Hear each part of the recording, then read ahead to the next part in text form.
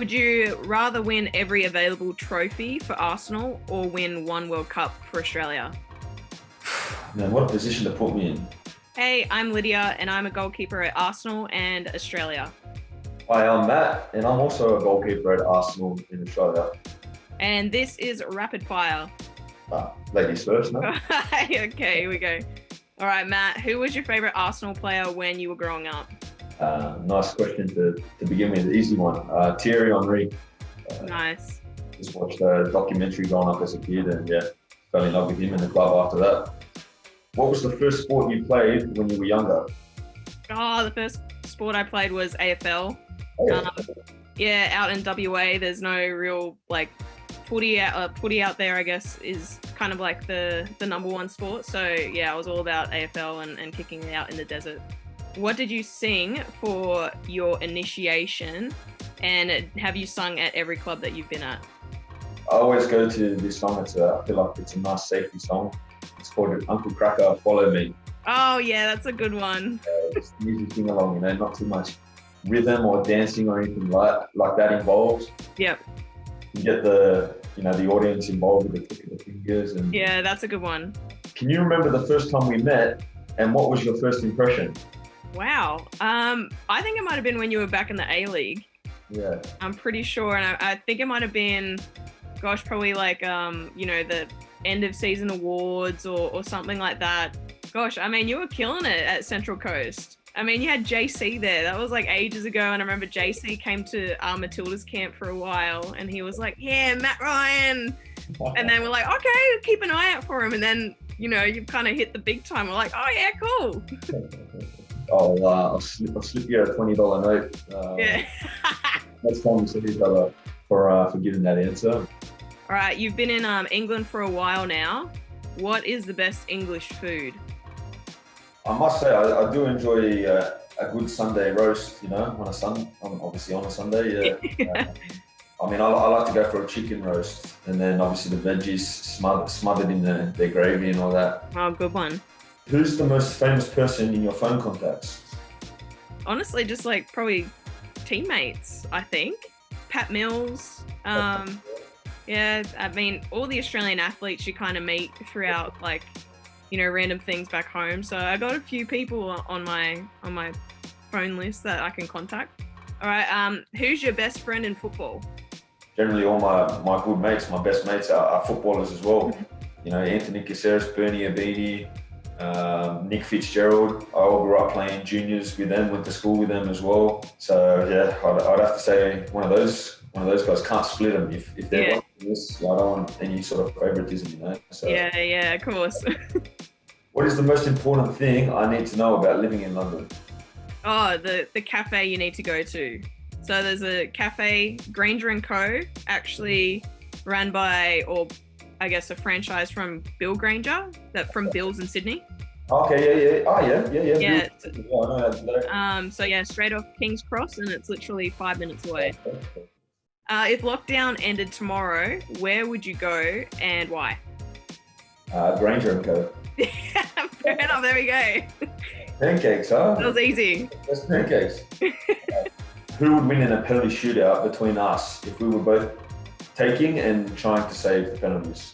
Whoa, that is tough. Don't be modest, it's easy. No. I think, I've been in a few and we haven't really done that well. So to be honest, I think you got a really good shot against me.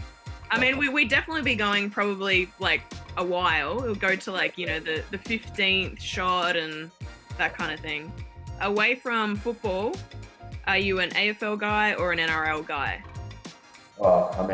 Me growing up in New South Wales, Sydney, I guess you could have guessed that, I'm an NRL man. There's a few Parramatta Eels / Arsenal supporters out there. How did it feel to get your first international call-up? Oh, whoa, I was only 17. So for me, I was a baby and didn't really get it. Yeah. And we had a month-long tour in Asia where we went to Japan, China, and South Korea. And kind of that was my first games against proper professionals and women that were playing for years. So it was pretty daunting. we didn't win. I think we lost 2-0 against South Korea for my first actual cap. But yeah, no, it was exciting though. What about your one? I was in a tournament in I think we were in Hong Kong actually. I think it was me and Eugene Ilikovic that were there, and we had 4 games, and Eugene played the first and the third, and I played the second and the fourth. But obviously, as you know, very proud moment. Would you rather win every available trophy for Arsenal or win one World Cup for Australia? Man, what a position to put me in. Oh no, sorry. How many worldwide fans? How many worldwide Arsenal fans? I'm trying to do the numbers to see. I'm going to go to the World Cup. With all due respect to Arsenal, the club, you know, I love growing up as a kid and everything. I think because the World Cup only comes around every 4 years, makes it that little bit more special. It's harder to win, I think, and also the impact that it would have on Australia winning a World Cup would be, I feel, much greater than a trophy that Arsenal would win because they've won so many in the past. You know, lending a helping hand to Australian football, I think, I think I'll choose a World Cup with Australia. Who has been the most important person in your career? Oh, my mum for sure. Kind of everything that happened with my career in terms of injuries and moving to different countries and just kind of like all the support. You know, it's not really, I guess, a cheap sport to be in and kind of grow up if you don't make national teams. So kind of representing state teams and driving out to every training session and the building blocks of football, my mum was there the whole way. So for me, it's her 100%. I can resonate with that. Same answer for myself. So. Yeah, I think we actually met your mum, it was like a while ago. We were talking about it, me, Caitlin and Steph. We were walking around, we had a game in Wollongong. Oh, yeah. Against China, and walking around like the stadium, and we ran into your mum, and she's like, oh, what are you guys here for? Because we're in our like Australian kit, and we're like, oh, we got a game, we play for the Matildas football team, and we're playing against China. She's like, oh, my son, he plays football too. He's actually doing really well. And we're like, oh, who's your son?